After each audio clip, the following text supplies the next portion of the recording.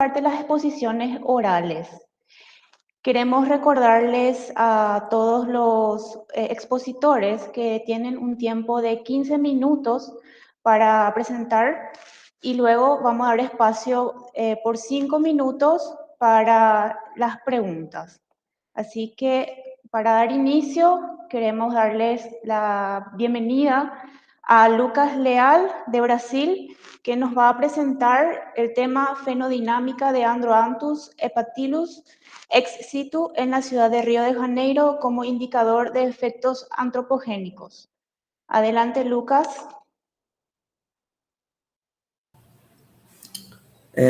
Obrigado.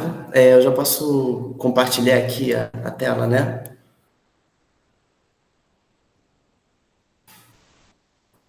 Sí, está bien.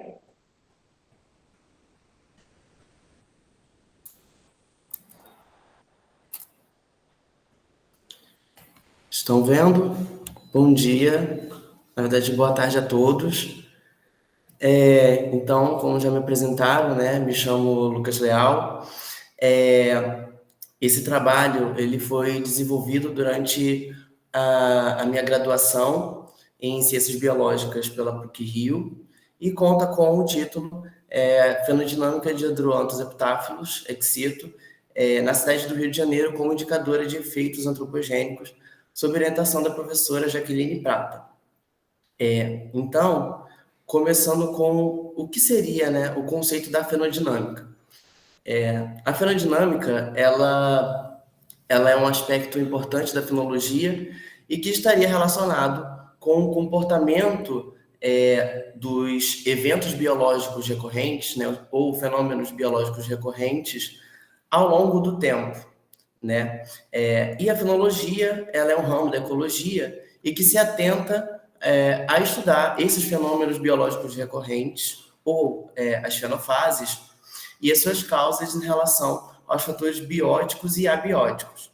Essas informações elas não são apenas importantes para se compreender melhor as espécies, mas também permite uma melhor compreensão do funcionamento e da dinâmica dos ecossistemas como um todo.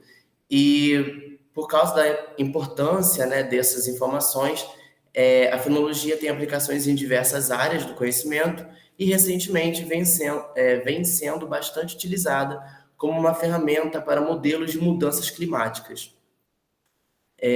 A fenologia aplicada nas áreas urbanas, elas vêm se mostrando bastante promissores, né, os estudos fenológicos nesses ambientes, evidenciando as cidades como grandes laboratórios a céu aberto. Ainda poucos trabalhos consideram as diferentes condições ambientais dentro das cidades e seriam pontos importantes para se entender a variedade do comportamento, né, da resposta fenológica das plantas dentro das cidades. E como uma forma de ampliar essas informações fenológicas, os dados de herbário eles permitem essa ampliação dos dados fenológicos coletados em campo. Então, os objetivos, no geral, do nosso estudo, no geral, foi caracterizar a fenodinâmica das fenofases vegetativas e reprodutivas de Androanthus hepatylus em 2 áreas na cidade do Rio de Janeiro, e os específicos foram identificar os padrões dessas fenofases dessa espécie na cidade, comparando 2 ambientes. Também foi verificar a sincronia de floração entre os indivíduos no total e em cada área. Também foi comparar os dados fenológicos coletados em campo com os dados de herbário e verificar a influência dos fatores climáticos urbanos sobre o comportamento fenológico, né, dessa espécie que está inserida em um grande centro urbano. O estudo foi conduzido na capital do estado do Rio de Janeiro, né, que é uma região metropolitana, o estado do Rio de Janeiro que está inserido na região sudeste do Brasil, e as 2 áreas acompanhadas foram essas, uma que é conhecida para nós aqui do Rio, né, que é o Parque do Aterro do Flamengo, e a outra área corresponde a vias públicas dos bairros do Jardim Botânico, Lagoa e Gávea. Para exemplificar um pouco, né, na área de parque, esses indivíduos, no geral, estão inseridos em grandes áreas gramadas e nas vias públicas eles estão inseridos em calçadas pavimentadas. A espécie é o Androntes heptáfilos, ela popularmente é conhecida aqui no Brasil como ipê roxo, tem vários outros nomes, mas principalmente ipê roxo, também aqui na América Latina, como lapátio negro e tarri. Essa espécie ela é pertencente à família botânica Bignoniaceae, do clado Tabebuia aliens, e ela tem uma grande distribuição, né, ela tem uma distribuição grande aqui na América do Sul, né, pegando a costa brasileira e países vizinhos ao Brasil, como Argentina, Paraguai e Uruguai, e mais detalhadamente no território brasileiro, ela se encontra em diversos domínios fitogeográficos, como a Mata Atlântica, o Cerrado e nos Pampas. Como característica geral, né, é uma espécie arbórea, podendo chegar até 30 metros, apresenta folhas caducas, né, uma espécie decídua, ou seja, tem perda de suas folhas em um período do ano, seguido por uma produção massiva de flores, e depois temos a produção dos seus frutos secos, que são decentes, e quando eles amadurecem, expõem suas sementes, que são aladas e dispersas pelo vento. Rapidamente aqui na metodologia, né, as observações foram feitas de julho de 2018 a fevereiro de 2020, fazendo 20 meses de observação. O ideal seriam 2 anos, né, 24 meses, porém tivemos que interromper nossas visitas devido à pandemia. O número total de indivíduos foram 75 acompanhados. Nós fizemos coletas de atividade e intensidade de fenofases, e as fenofases coletadas, né, observadas foram brotamento e queda de folhas para as vegetativas e botão floral, antese, frutos imaturos e maduros para as reprodutivas. Utilizamos a classificação de Gentry de 74 e Nilsson e colaboradores de 94 para as fenofases reprodutivas e Rivera e colaboradores para as vegetativas. Utilizamos também esses 2 índices para calcular a sincronia de floração entre os indivíduos. Agora para os resultados, mostrando aqui um pouco a coleta dos dados climáticos para o período de observação dos nossos dados aqui no Rio de Janeiro. Então, a gente conseguiu observar que é um período do ano onde temos maiores temperaturas e maior concentração de chuvas durante o ano, que seria a estação chuvosa, e uma época com menores temperaturas e menor precipitação, caracterizando assim a estação seca do ano. Ainda temos que, na época de transição da estação seca para a chuvosa, nós temos um aumento da velocidade do vento, aumento da radiação solar e do fotoperíodo. Agora, mostrando um pouco dos resultados do comportamento fenológico da espécie aqui na cidade do Rio, começando pelas fenofases vegetativas. Nós conseguimos observar que, tanto para a área de parque quanto para as vias públicas, a espécie ela não teve um período do ano com perda total de folhas nos indivíduos, né? Então, sempre houve indivíduos mantendo folhas maduras nas copas de suas árvores. E isso, segundo a classificação de Rivera, estaria relacionado com o padrão sempre verde, né? O que a gente sabe na literatura que distingue, né, visto que essa espécie, não apenas a espécie, mas sabemos que os ipês, eles têm como característica a perda total de suas folhas em um período do ano. Então, essa característica ela distingue do que é descrito na literatura, para ambas as áreas. E entre as duas áreas, nós não conseguimos observar diferença, né, grandes diferenças no padrão vegetativo, né, tanto na área de parque quanto na área das vias públicas.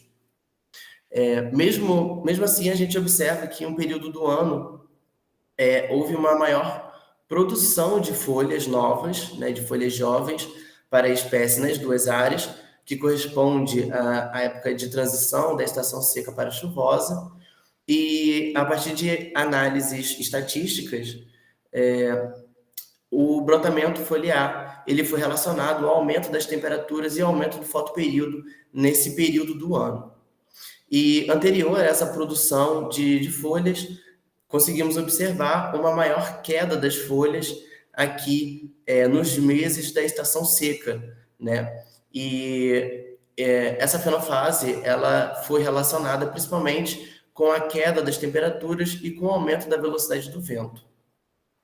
Agora, para as fenofases reprodutivas, em relação à sincronia de floração para Androntes eptáfilos, no total, observamos que a sincronia de floração foi muito baixa, e ao comparar as duas áreas, mesmo com valores muito pequenos, nós observamos que na área de parque, os indivíduos tiveram uma sincronia um pouco maior do que os indivíduos nas vias públicas. Também observamos aqui diferença no comportamento de floração entre as duas áreas, né? Porém, para a classificação de Gentry de 74, ambas estariam associadas, ambas foram caracterizadas como padrão steady state. Isso porque a produção de flores foi com baixa intensidade, como a gente consegue observar aqui, e com uma duração de várias semanas, o que estaria relacionado com esse padrão. Porém, para a classificação de Nilsson e colaboradores de 94, na área de parque, o Androntes eptáfilos teve uma floração contínua e nas vias públicas uma floração anual estendida.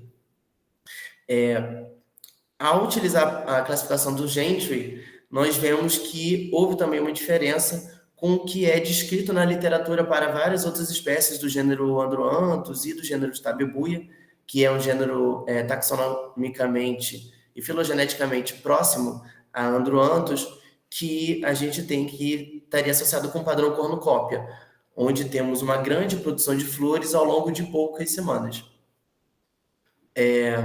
Então, a gente consegue observar essa diferença entre as áreas e com o que é descrito na literatura. Ainda assim, observamos que há uma grande produção de flores no final da estação seca e no início da estação chuvosa, e ela foi relacionada principalmente com o aumento do fotoperíodo registrado nesse período, né, nessa época do ano. E para a frutificação, também observamos uma grande diferença entre a área de parque e a área das vias públicas, onde temos uma produção praticamente contínua de frutos na área de parque e uma produção bastante reduzida dos frutos nas vias públicas, aqui apenas restrita ao ano de 2019. E isso pode estar relacionado com aquela baixa sincronia que a gente observou, onde a baixa sincronia de floração foi ainda menor na área nas vias públicas do que na área de parque, o que pode estar impactando nessa baixa conversão de flores em frutos. Alguns trabalhos trazem isso, né? Eu trouxe essa referência que fala um pouco, né, de como que a baixa sincronia de floração, ela pode provocar o isolamento temporal entre os indivíduos e, consequentemente, impactar na reprodução, né, desses indivíduos.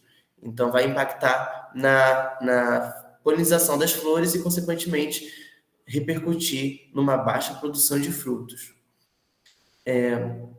Mesmo assim, a gente também observa uma tendência de maior produção de frutos, principalmente no início da estação chuvosa. E ela foi relacionada, né, a frutificação foi principalmente relacionada com o aumento da velocidade do vento, o que poderia estar associado com a síndrome de dispersão da espécie, que apresenta espécies aladas e dispersas pelo vento, né? Então, a gente conclui com o nosso trabalho, de um modo geral, que a fenodinâmica de Androntes eptáfilos, na cidade do Rio de Janeiro, ela diferiu entre diferentes ambientes dentro da cidade e também diferiu do que é descrito para a espécie, né, na literatura. Além disso, aqui não trouxe os dados de herbário para não ultrapassar o tempo, mas a gente conseguiu observar no nosso trabalho que os dados de herbário têm uma importância para a complementação dessas informações fenológicas e que essas variações dentro da cidade, elas são importantes para se entender essa variação na resposta fenológicas das plantas e como que isso pode impactar na reprodução das mesmas. E no final do nosso trabalho, a gente traz, né, como ponto importante de estudos futuros de fenologia dentro das cidades, de considerarem as condições locais e as condições microclimáticas para se entender ainda mais essa variação da resposta fenológica das plantas dentro desses ambientes tão antropizados que são os grandes centros urbanos, né? Então, com isso eu fecho minha apresentação, agradecendo à minha instituição de ensino, a PUC-Rio, e ao CNPq pela bolsa, né, Bolsa de Fomento, e à organização das Quartas Jornadas Paraguaias de Botânica, por toda a atenção e pela oportunidade de apresentar o trabalho hoje aqui para vocês. Muitas gracias. Muchas gracias a nuestro expositor Lucas Leal. Vamos a proceder ahora a las preguntas. Voy a revisar el chat si tenemos algunas preguntas. Si no lo tenemos aquí, voy a revisar en las redes sociales, en las redes YouTube o Facebook si hay alguna pregunta. No tenemos ahora ninguna pregunta, así que muchas gracias, Lucas. Vamos a dar continuidad a nuestro siguiente expositor, Carlos Méndez, de Paraguay, que nos va a presentar el tema caracterización cualitativa del mentol en mezcla de productos naturales comercializados, utilizando la especie menta piperita como patrón de referencia. Adelante. Muy buenas tardes, muchísimas gracias. Voy a ver para habilitar.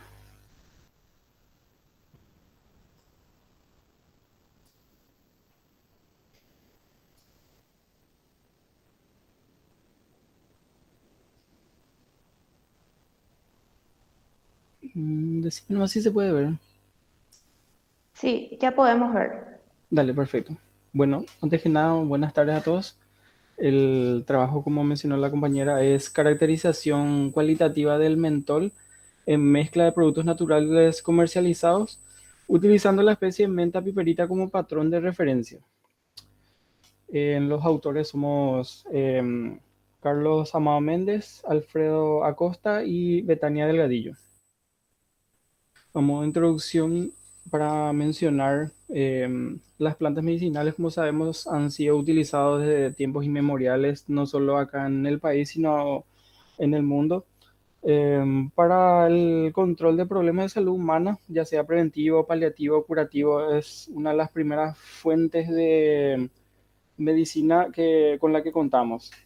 En el Paraguay el consumo de hierbas medicinales, ya sea como infusiones frías o calientes, ya sea mate o tereré, también en forma de té o otras presentaciones, los materiales vegetales que se consiguen para los efectos pueden venir en forma fresca, como son los que solemos conseguir en los clásicos yuyeros que tenemos por todo el país prácticamente, que te hacen los preparados de acuerdo a lo que vos les sueles pedir, de acuerdo a las afecciones que sueles manifestar, donde te preparan un machacado de yuyos de material vegetal y te entregan, o bien en forma de preparados secos, que son ya sea en forma de yerba mate compuestas o algún otro material medicinal preparado, como son los que se venden en las herboristerías o los tés propiamente dicho de estos compuestos.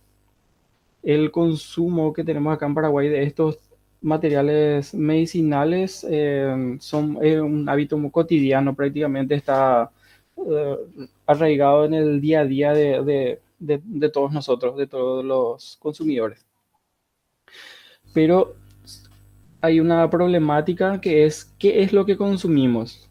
Como les dije, nosotros solemos recurrir a los yuyeros que te preparan en mortero de acuerdo a lo que vos les solés manifestar. Tengo dolencias estomacales, me duele la cabeza, manifestamos las dolencias que tenemos y queda a cargo del yuyero de determinar qué hierba es la que te diga, qué planta es la que te va a mezclar con qué te prepara un machacado magistral y eso es lo que terminamos consumiendo, ya sean, como mencioné hace rato, en forma de infusión fría, como el tereré, o infusión caliente, o directamente como para mate o para infusiones en caliente. Pero la problemática que tenemos en este es que no existe un control fitoquímico adecuado que esté vigente, que caracterice los compuestos de estos productos, sus compuestos, sus componentes activos. Em, ¿Cuál es la problemática? La mayor parte de la colecta que se hacen de estos productos, de estos materiales vegetales, se hace a ojo del vendedor. Ellos son los que van colectando del campo. A veces ni siquiera son plantaciones propias, sino van colectando de campos, de baldíos, al borde del camino a veces. Entonces depende mucho de su experiencia para que la planta que ellos digan sea la planta que te ofrecen al final. Em, Como sabemos, hay en un mismo género, podemos tener varias especies que se parecen morfológicamente, pero que difieren muchísimo en sus características, en sus componentes activos. Entonces, la propuesta que tenemos en este trabajo es desarrollar un método, una, que sea una técnica de fácil aplicación y confiable para determinación de componentes activos, tanto en un material vegetal que se usaría como patrón certificado, como la caracterización de los componentes activos de esta referencia aplicado a los productos comerciales, ya sea preparados o en forma fresca. Así como estábamos mencionando, ¿cómo sabemos que una especie vegetal es la especie que nosotros estamos requiriendo? Eh, a simple vista, por lo general se hace a simple vista, no hay un control eh, asiduo de estas cosas. Entonces, como les dije, siempre depende prácticamente del ojo del vendedor. Pero, ¿cómo hacemos una identificación de una planta? ¿Cómo decimos que la menta piperita que yo estoy colectando es menta piperita? Así les había mencionado, cada especie vegetal puede presentar dentro de su género características morfológicas similares. A veces coinciden en los componentes activos, pero a veces no. Entonces, una clasificación taxonómica es la única forma de confirmarnos la identidad de una especie vegetal. Entonces, la clasificación taxonómica se realiza por claves taxonómicas. Se analiza la planta, el material vegetal íntegro, la raíz, las hojas, el tallo, las infloraciones, los frutos, si es que los tuviere. Y a veces ni siquiera eso te puede llegar a dar una conclusión exacta de la identificación de un espécimen. Y se requiere técnicas más avanzadas. Pero la clasificación taxonómica es el primer paso para confirmar o desmentir la identidad de una planta. Y es uno de los pasos necesarios en los que se apoyó este trabajo. Bueno, la determinación de los componentes activos nos ayuda a caracterizar los componentes fitoquímicos de una manera preliminar en materiales vegetales. Brindan una información a grandes rasgos sobre los grupos de metabolitos en forma cualitativa. Es decir, nos permiten clasificar los componentes activos de los extractos de un material vegetal en flavonoides, alcaloides, terpenos, triterpenos, por reacciones específicas. Las reacciones de estos métodos suelen ser específicas, pero nos brindan solamente información cualitativa.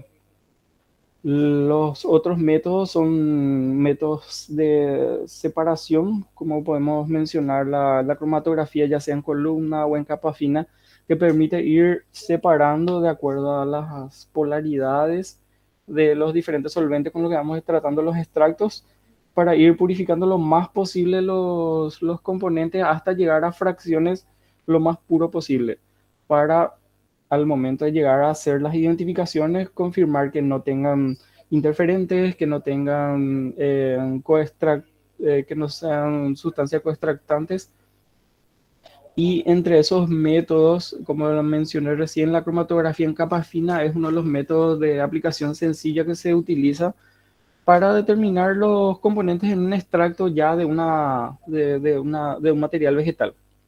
La cromatografía en capa fina, o TLC por sus siglas en inglés, es un método cromatográfico, como dije, de montaje rápido y fácil de usar. Siempre se basa en los componentes que uno quiere ir buscando, que uno quiere ir encontrando en realidad, de acuerdo a la polaridad que se espera que tengan los compuestos, separar de los demás compuestos siempre por polaridad, o sea, mezcla de solventes. En este caso intervienen propiedades físico-químicas como la absorción sobre superficies sólidas, la movilidad a través de componentes líquidos, o sea que las fases móviles en este caso. Y aparte de eso, este método requiere muy poca muestra para el procesamiento y nos permite ir separando y clasificando los componentes de acuerdo a las reacciones específicas que usemos para la revelación. A grandes rasgos, la cromatografía en capa fina, como dice, se prepara sobre gel de sílice, montado sobre un soporte. En este caso el que utilizamos nosotros fue un soporte de placa de aluminio, y se realiza a partir de, nosotros realizamos el trabajo para utilizar la menta piperita como patrón de referencia. Antes de eso necesitábamos clasificar el material vegetal, y eso se hace a través de una identificación taxonómica. Cuando ya tenemos la confirmación de que el material vegetal que tenemos se procede a una maceración, o sea, un secado, una trituración, maceración del material vegetal y una extracción en solvente. Una vez que vamos purificando los componentes del extracto que vayamos teniendo, se prepara la placa de TLC. Nosotros realizamos siembras sobre una línea marcada en un pedazo de placa de TLC. Eso se diluye con una fase móvil, se deja un tiempo correr hasta que el solvente vaya subiendo por la placa a través de la fase estacionaria hasta determinado tiempo. En este caso nosotros marcamos otra vez el frente de avance hasta arriba, y una vez llegada a ese frente de avance retiramos del- de la cuba para la corrida en el solvente. El proceso de TLC lo que hace es separar de acuerdo a la afinidad entre la fase móvil, entre los componentes y entre la fase estacionaria. Va diferenciando de acuerdo al índice de absorción que puedan tener o afinidad que puedan tener tanto con la fase estacionaria como con la fase móvil. El material vegetal de referencia fue colectado en la ciudad de J. Augusto Saldívar, en el departamento central, y fue llevado al herbario de FACEN para su identificación taxonómica. Em, las muestras fueron tomadas al azar en diferentes puntos del departamento central, tanto en supermercados como en herboristerías. Colectamos material de diferentes formas y presentaciones. Tomamos como referencia el consumo habitual mayoritario, que es la yerba mate. En sus diferentes presentaciones la mayoría viene con menta, entonces nos fuimos colectando de diferentes marcas las yerba mate compuestas que decían tener menta en su composición. Asimismo, de las herboristerías nos fuimos consultando los preparados medicinales que suelen venir en forma seca y triturada. Consultamos con los vendedores acerca de cuáles tendrían menta o tenían la descripción de menta piperita en sus componentes, y fuimos adquiriendo ese para hacer la, la colecta de las muestras. El material vegetal, todos ya estaban ya secos y triturados, pero de todas formas se procedió a secado en estufa. después de lo cual se tomaron pesos de cada muestra y se llevó al equipo de Soclet. Este es un equipo de Soclet que utiliza la metodología Randall Goldfish para hacer la extracción. Utilizamos hexano cromatográfico como extractante de todas las muestras, tanto de las muestras comerciales como de nuestro estándar patrón, o sea, de nuestra muestra patrón. La realización de la cromatografía en capa fina, como mencioné anteriormente, se utiliza gel de sílice en soporte de aluminio. La fase móvil que utilizamos para este método constó de acetato etilo tolueno en proporción 93:7 y como revelador utilizamos dos métodos: revelación por luz UV a 254 nanómetros y una solución de vainillina al 1% en ácido sulfúrico. Las muestras inyectadas en cada placa se utilizaron un volumen de 50 microlitros para todas las muestras y los estándar y el patrón de mentol que usamos como control positivo. Acá tenemos la preparación de nuestras placas de TLC marcadas e identificadas por números. En cada placa se inyectó el patrón de menta I que teníamos identificado y un estándar de mentol para cada placa de TLC. Las placas se activaron en la fase móvil correspondiente hasta cubrir toda la placa. Se procedió al secado con aire caliente y luego se procedió a la inyección individual de cada una de las muestras, incluyendo los patrones. Acá hay un vistazo en general de las muestras inyectadas antes de realizar la corrida en el solvente, en la fase móvil. Una vez hecha la corrida en la fase móvil, quedan de esta manera. Y este es un revelado previo con luz UV de esterilización. La identificación es para el primer punto sería patrón de menta y el último sería estándar mentol y ese está en las dos placas.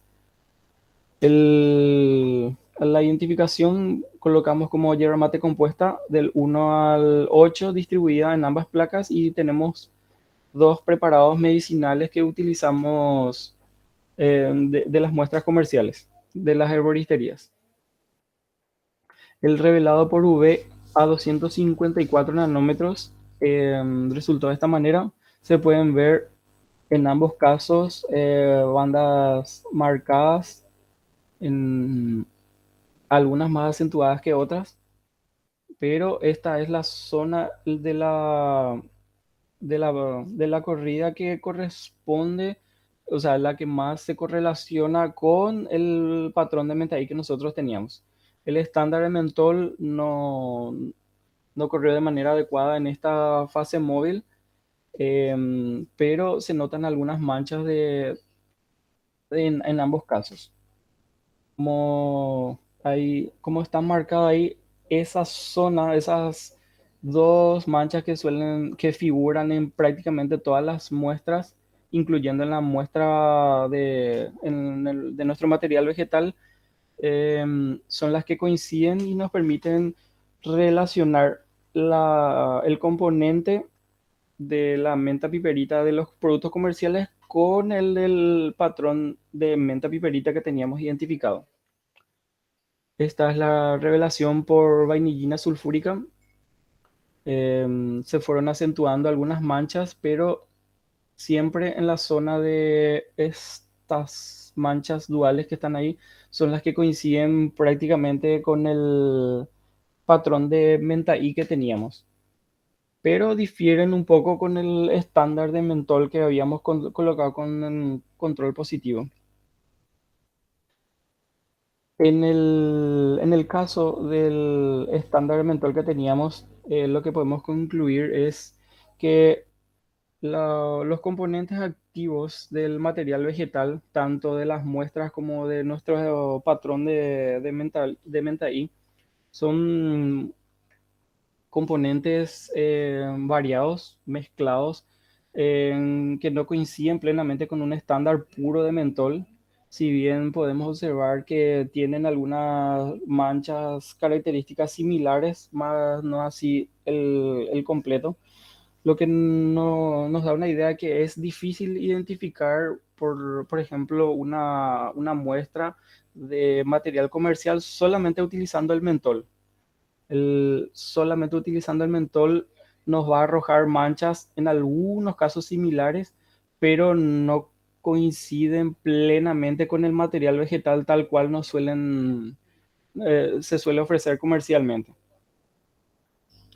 Entonces, la conclusión a la que llegamos es que podemos utilizar un material vegetal siempre que esté certificado y su identificación como un patrón de referencia para la determinación cualitativa de los componentes de una muestra comercial. Es decir, teniendo una muestra comercial y queremos saber si la menta que dice tener es o sea, que si que la menta que tiene es realmente menta, podemos tomar un material vegetal certificado, hacer una extracción, aplicar la misma metodología al producto comercial y hacer una comparación cualitativa que es viable y una alternativa válida para determinar fehacientemente que el compuesto que nosotros estamos adquiriendo comercialmente es realmente o contiene realmente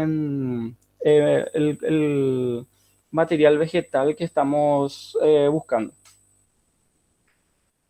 Eso es todo. De agradecimiento quiero mencionar al Laboratorio de Recursos Vegetales de la Facultad de Ciencias Exactas por el apoyo, el espacio y la mano que nos brindaron para realizar este trabajo. Eso es todo. Gracias. Muchas gracias por la exposición, excelente la presentación y vamos a dar inicio entonces a las preguntas si hay. En el chat tenemos unos comentarios para nuestro expositor anterior, Lucas Leal. Nos dice saludos para Lucas desde YouTube, parabéns de Luisa. Luego dice felicitaciones por tu excelente trabajo, Lucas. Los IPES son un símbolo de Brasil. Son unos mensajes para nuestro expositor anterior. Ahora tenemos una pregunta, sí, ya para nuestro actual expositor, Alfredo Acosta. Dice, buenas tardes, interesante presentación y mi pregunta es si fue realizado una determinación taxonómica de la planta porque es una especie muy hibridalizada. Gracias. Dice. Sí, justamente la identificación taxonómica del material vegetal que colectamos se hizo acá en FACEN se le dio entrada al herbario y nos dieron la confirmación de la identificación como menta piperita. Bien. Luego otra pregunta, si en la hierba se utilizan aceites mentolados, ¿pueden dar como resultados cromatográficos positivos la presencia del mentol? Es una pregunta.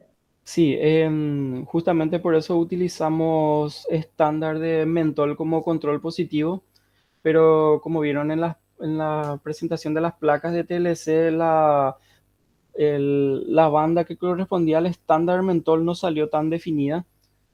Coincidían en algunos puntos las manchas que se podían observar en las muestras, que justamente eran los que sospechábamos que tenían solamente aceite esencial, pero en algunas hierbas que más o menos sospechamos que sí usan menta piperita como compuesto vegetal, se podrían observar las coincidencias justamente con la menta piperita que teníamos de material certificado. Bien, excelente. Luego tenemos otro comentario muy interesante, además presentaciones. Muchas felicidades para Lucas y Alfredo. También le queremos hacer recordar a los participantes que si quieren hacer uso de su palabra, pueden levantar la mano y se les va a dar un espacio. Si no tenemos más preguntas aquí en el chat, voy a revisar si lo tenemos en Facebook o en YouTube.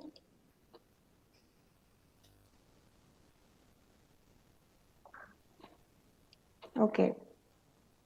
Griselda Marín de Recalde levantó la mano. A ver, le damos, puedes hacer uso de la palabra. No se escucha. Su micrófono, señora Griselda, por Perdón, favor. siempre me olvido. Bueno, muchas felicidades a los chicos por sus presentaciones y mi pregunta para Lucas, porque seguramente no entendí su, ¿cómo se dice acá? Su portugués muy cerrado, no entendí alguna parte. Vos comparaste poblaciones de Androanthus en sitios públicos y de parques, dijiste. ¿Son parques, digamos, en zonas silvestres o parques urbanos? O parque tá dando para ouvir, né? O parque que eu acompanhei é um parque urbano, né? Então ele tem várias manchas de árvore e no meio passa uma grande via pública. Tem uma estrada que passa no meio desse parque e conecta duas regiões diferentes da cidade. É um parque urbano. Ajá. Y por lo tanto tendrían que tratarse de clones, ¿verdad? Cultivados. Elas também são plantas cultivadas. Ujú. Y aún así hubo esa gran diferencia, porque aparentemente era importante la diferencia en floración, creo que, eh, y en características generales en la fenología.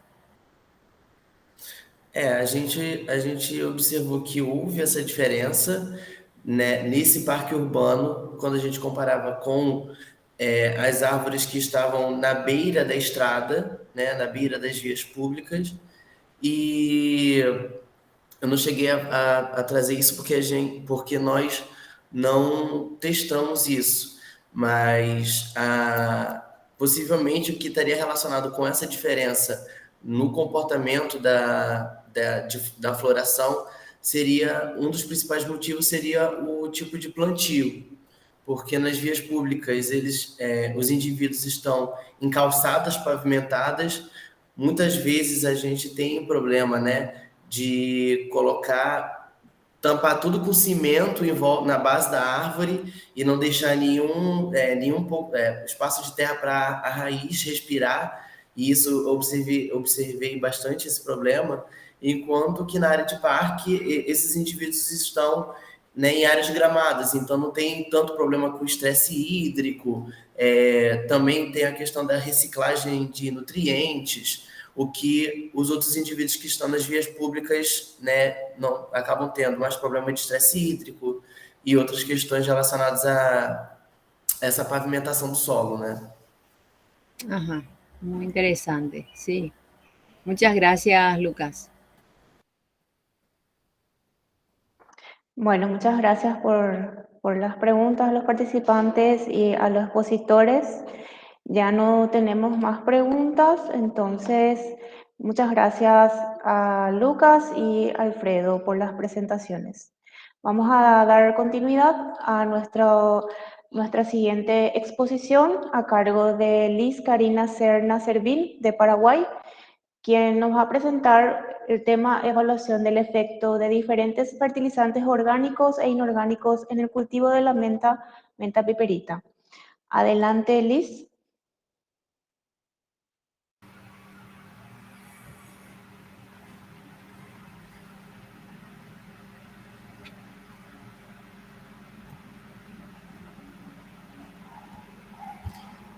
Bueno, ¿me pueden confirmar si pueden ver la presentación, por favor?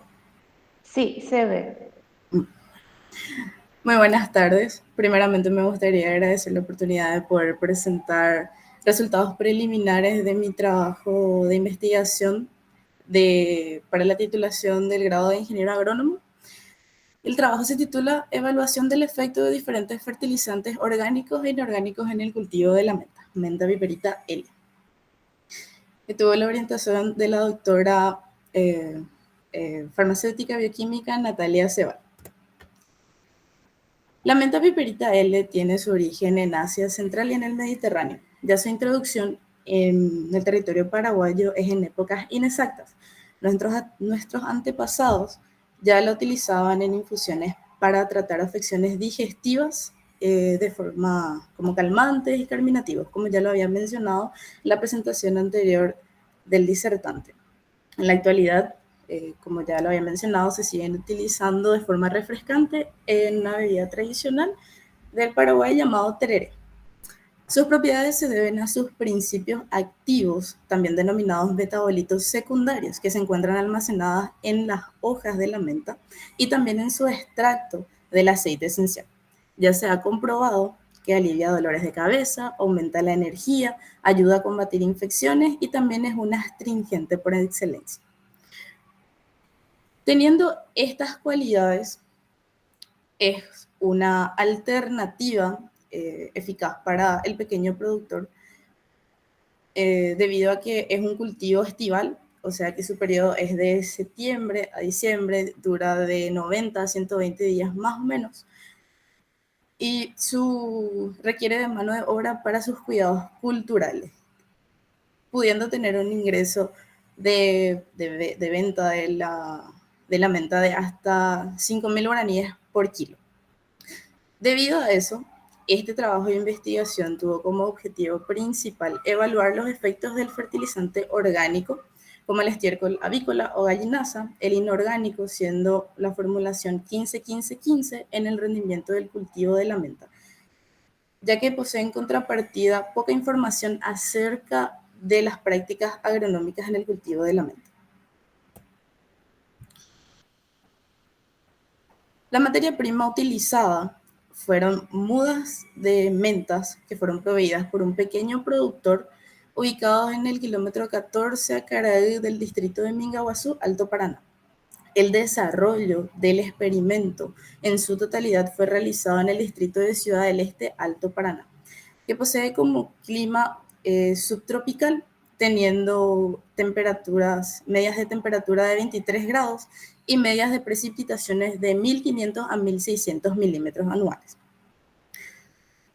La base de suelo utilizada fue retirada una muestra, la cual fue remitida al laboratorio de suelo de la Facultad de Ingeniería Agronómica de la Universidad Nacional del Este para un análisis de suelo de rutina, el cual fue para determinar sus concentraciones de pH, capacidad de intercambio catiónico y sus macronutrientes. En el estiércol avícola que fue utilizado también fue remitido a análisis químico para determinar sus macronutrientes. Dicho análisis fue realizado en convenio con el Centro Tecnológico Agropecuario del Paraguay. El diseño experimental utilizado fue el completamente al azar, utilizando 3 tratamientos con 5 repeticiones cada una. Cada tratamiento consistió en el agregado de la fertilización, teniendo al tratamiento 1 como testigo, el cual no requirió de agregados de fertilizantes ni de ninguna dosis. El tratamiento 2, utilizando el estiércol avícola con dosis de 2 kilogramos por metro cuadrado. El tratamiento 3, utilizando el fertilizante químico con dosis de 0,08 kilogramos por metro cuadrado. Los resultados obtenidos fueron sometidos a análisis de varianza utilizando un software estadístico llamado Infostat, utilizando el test de Tukey con margen de error al 5%. Las variables evaluadas fueron número de brotes 15 días después del trasplante y altura de la planta durante todo su ciclo, con intervalos de 15 días entre cada levantamiento de datos.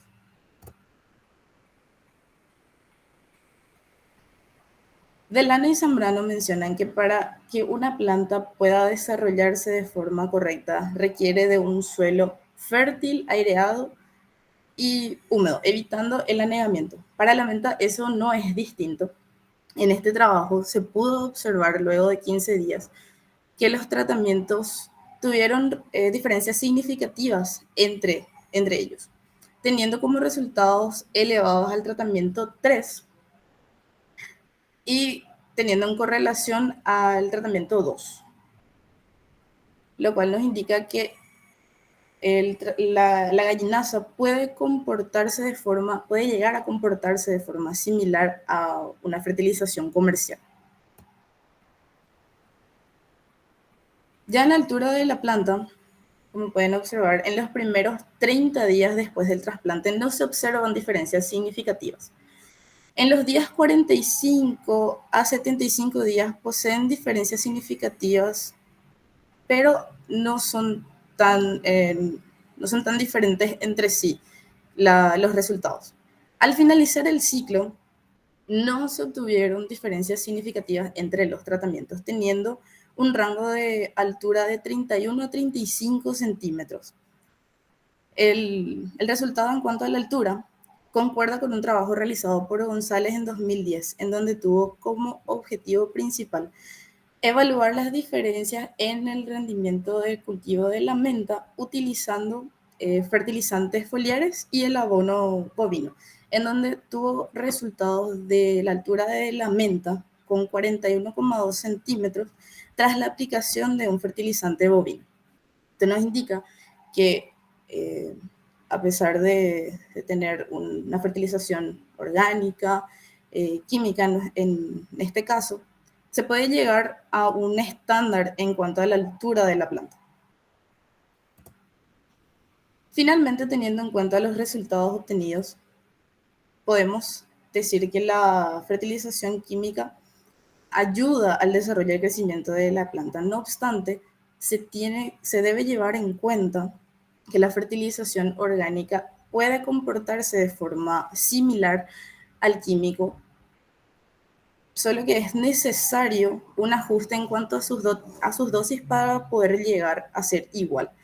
Además, esto confirma que puede ser utilizada la fertilización orgánica con el pequeño productor para así poder fomentar también la reutilización y el reciclaje de las deyecciones que dejan las producciones avícolas, y también así puede tener una producción sustentable y sostenible en el tiempo, y también mejorando la calidad del suelo del productor, ya que un fertilizante orgánico ayuda a mejorar las propiedades físicas del suelo.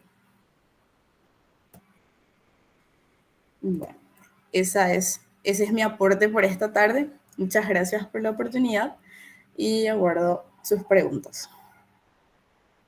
Muchas gracias, Liz. Vamos a estar ahora mirando si tenemos alguna pregunta, si tenemos algún comentario aquí en el chat. Aquí por de pronto no veo ninguno. Vamos a ver en YouTube o Facebook. Ok, por de pronto no tenemos ninguna pregunta o consulta.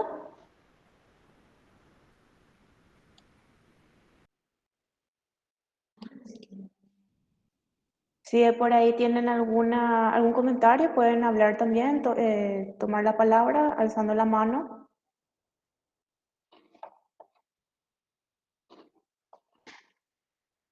Bien. Muchísimas gracias, Liz, por tu presentación. Excelente. Bueno, para terminar entonces vamos a dar lugar a nuestra última presentación de este día 2 de la Jornada Paraguaya de Botánicas. Entonces vamos a darle la bienvenida a Alba Dionisia Núñez Melgarejo de Paraguay, y quien va a presentar el tema efectos de la aplicación de diferentes enraizantes en la reproducción asexual del cedrón Paraguay. Adelante, Alba, perdón.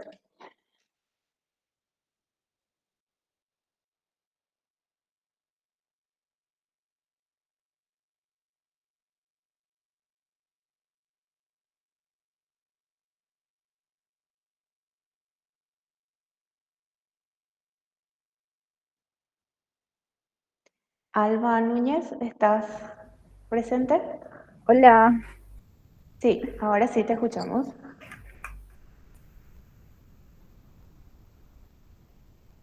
¿pueden confirmarme si pueden ver mi pantalla? Sí, se está viendo.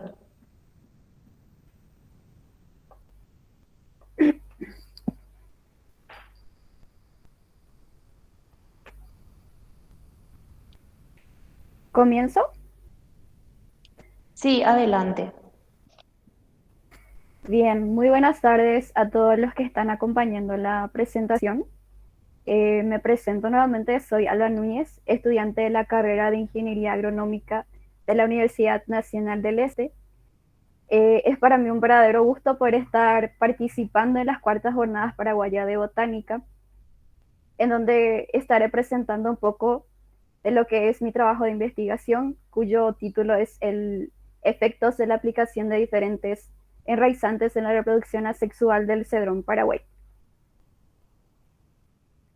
De manera introductoria, es importante destacar que las plantas medicinales han estado formando parte de nuestra cultura paraguaya desde tiempos ya inmemorables, ha sido utilizada por nuestros antepasados y usada también en la actualidad como medicina, como aromatizante e inclusive en algunos casos como alimentos. Y tal es el caso también del cedrón paraguay, cuya planta es una planta que se adapta favorablemente al clima subtropical de nuestro país, pero la planta del cedrón paraguay tiene semillas que son un tanto inviables debido a su bajo o nulo poder germinativo, razón por la que los productores optan por propagarla en forma vegetativa y haciendo así también uso de las fitohormonas comerciales, de manera que se pueda agilizar el proceso de la reproducción. Y en vista del auge y la necesidad de contar con productos que sean netamente orgánicos desde la fase de la reproducción hasta la fase de la cosecha en sí, se vio la necesidad de buscar una alternativa que sea más sustentable, ecológica y de paso que sea amigable también con el medio ambiente. Y al realizar investigaciones exhaustivas acerca de respecto a este tema, se encontró dos fitohormonas que se usan para reproducir estacas de plantas. Entre ellas se encontró la planta de aloe y las semillas de lenteja. Las mismas demostraron su eficacia como reguladores de crecimiento en otras especies vegetales. En algunas de ellas inclusive fueron mejores que las fitohormonas comerciales sintéticas. Y destacando así también que tener alternativas más sustentables y rentables se ha vuelto un verdadero desafío para la sociedad en sí. Como objetivo general del trabajo se evaluó los efectos de la aplicación de diferentes enraizantes en la reproducción asexual del cedrón paraguay, Aloysia citrodora Palau. El experimento en sí fue llevado a cabo en la ciudad de Mingaguazú, departamento de Alto Paraná. Como materia prima se tuvo la planta de cedrón, las hojas de aloe vera y las semillas de lenteja. Las estacas de cedrón paraguay fueron recolectadas del huerto medicinal de la Facultad de Ingeniería Agronómica de la UNE a primeras horas de la mañana.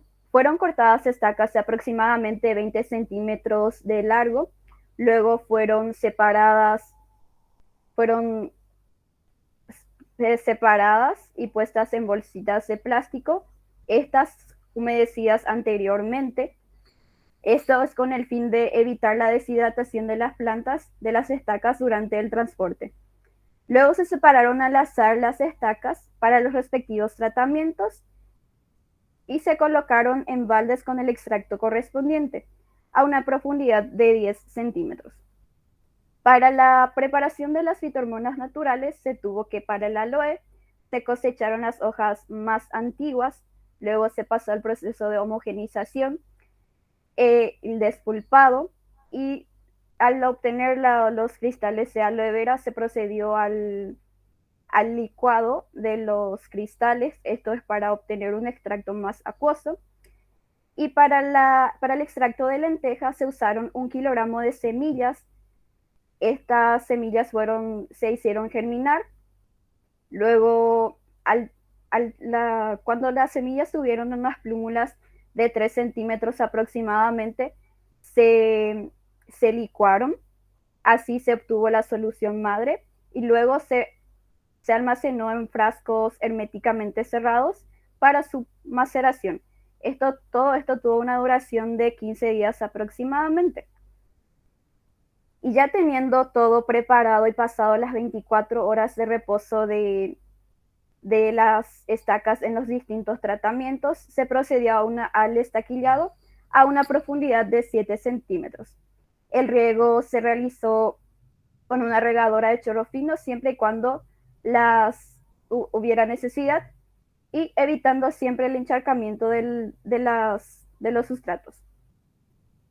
A los 60 días también se volvió a aplicar la misma dosis que se usó en el tratamiento inicial.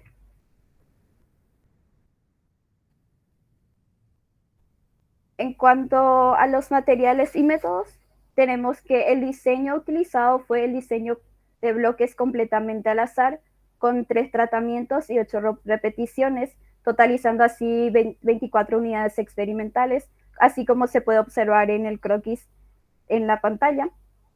Y para las dosis utilizadas fueron para el T1 testigo, que solo se utilizó agua; T2 gel de aloe vera, siguiendo las indicaciones de Córdoba se usaron 120 ml, y para el agua de lentejas se utilizó 300 ml por cada litro de agua, siguiendo las recomendaciones de Quinvito.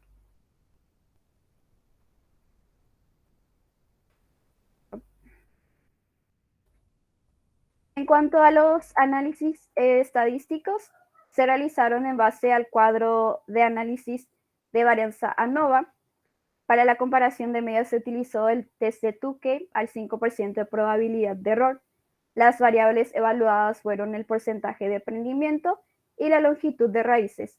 El porcentaje de prendimiento fue medido a los 45 días y la longitud de raíces fue medida a los 90 días con ayuda de una cinta métrica.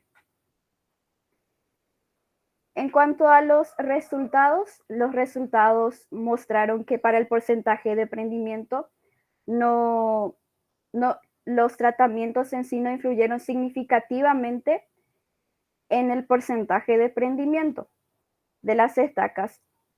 Y estos resultados concuerdan un poco y son similares a los obtenidos por Córdoba, en donde evaluó la eficacia de 3 extractos vegetales en el enraizamiento de las estacas de valeriana, en donde obtuvo un porcentaje de prendimiento del 92.36% con la aplicación del gel de aloe vera.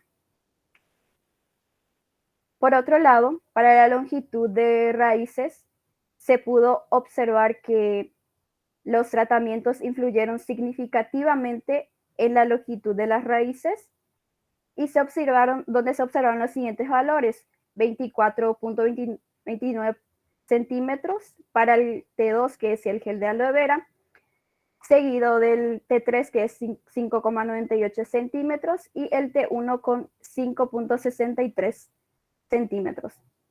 De modo que el gel de la aloe vera se destacó mostrando efectos positivos significativos en comparación al testigo y al agua de lenteja, con relación al aumento de la longitud de las estacas de raíces, de las estacas de cedrón paraguay. En forma conclusiva, podemos decir que los resultados en sí mostraron que las fitohormonas naturales sí se pueden utilizar para reproducir eficazmente estacas de cedrón paraguay, siendo así también una alternativa de reproducción vegetativa sustentable y económica, por sobre todo, que el pequeño productor puede utilizar para propagar eficazmente estacas de cedrón paraguay. Y de mi parte eso sería todo, y agradezco a todas las personas que estuvieron participando también y ayudando en este trabajo de investigación. Muchas gracias.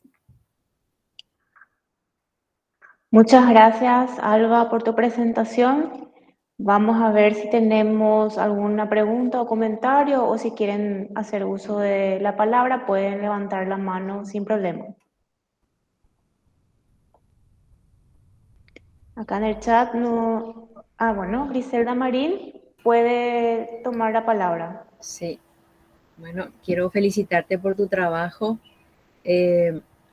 y preguntarte, la verdad que me parece muy muy creativo, muy ingenioso. No sé si antes habían probado, ya siempre yo tenía idea de las hormonas químicas, ¿verdad? Que se utilizaban para el enraizamiento en los laboratorios y bueno, en general en los viveros, ¿verdad? Y resulta muy interesante que vos utilizaste esta agua de lenteja, pero de germinados, ¿verdad? Sí, así O mismo. sea que esperaríamos o sea, esperaríamos ahí hormonas de crecimiento, pero lo que me llamó la atención es del gel de hojas de aloe alba. ¿Cuál es el secreto de ellas? Y la verdad que tanto que dice que el gel, por más que cuanto más se le estudia, más propiedades tiene, dice, ¿verdad? Y, y yo estuve investigando mucho porque es una planta que me gusta mucho, el aloe vera en sí.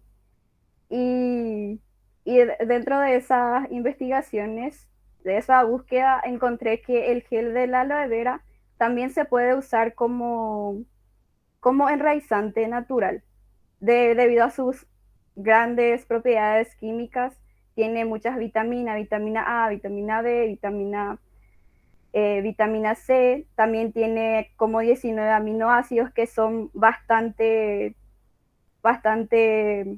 buenos para la producción en sí de las estacas, para producir raíces. Además de que tiene propiedades hidrofílicas que ayudan bastante a la producción de raíces en sí de las estacas de cedrón. O sea que podríamos decir que aquí, sin haber hormonas precisamente, estaban dadas todas las condiciones nutricionales para que la planta, bueno, produjera sus raíces. Eso es sumamente interesante porque eh, no, es como que una idea, bueno, muy revolucionaria en el sentido de la nutrición, ¿verdad? Y de la producción en base a hormonas, porque ese es, digamos, el cuadro que siempre teníamos, ¿verdad? Si queremos producir rápidamente raíces, rápidamente flores, etcétera, entonces le aplicamos hormonas, pero no, a mí no se me ocurría, bueno, no, vamos a darle un superalimento como el que estás mencionando en aloe. Excelente, muchas gracias. A vos, gracias. Bueno, tenemos otra pregunta, Alba. Dice, ¿cuál fue el motivo de usar semillas de lenteja? Muy interesante el trabajo, dice. Gracias por la pregunta. Las semillas de lenteja en sí tienen bastantes propiedades nutricionales, pero las semillas de lenteja germinadas tienen auxinas y citoquininas que ayudan a, a propagar, a, a propiciar el enraizamiento de las estacas en sí. Por esa razón opté por las semillas de lenteja germinadas. Excelente. Bueno, aquí en el chat no tenemos alguna pregunta más. Si no, me voy a pasar a mirar el Facebook o YouTube. En YouTube tenemos un comentario de María Hidalgo. Felicitaciones por las jornadas y por los trabajos que están presentando desde Argentina. Muchísimas gracias, María. Bueno, por de pronto no tenemos más preguntas. Una pregunta para la organización, dice Griselda, ¿sí? Voy a continuar nomás oralmente. Sí. Recién cuando se publique el resumen vamos a tener los contactos de todos los ponentes, Lourdes. Sí, así mismo va a Ajá, ser, señora Griselda. sí. Pero seguramente que va a ser rápido porque como ahora ya es todo digital nomás. Sí, de seguro que sí. Bueno, genial, muchas gracias. No es nada.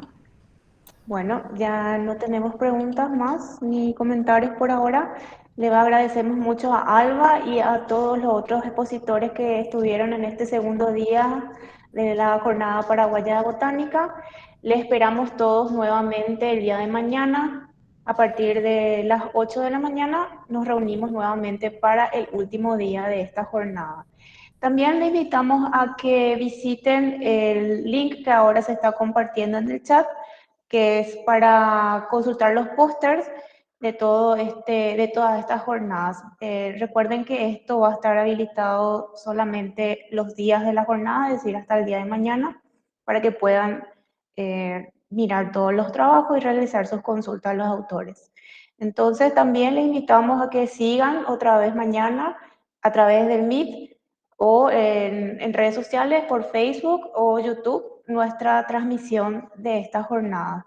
A todos muchísimas gracias y los esperamos todo el día de mañana. Muy buenas tardes a todos.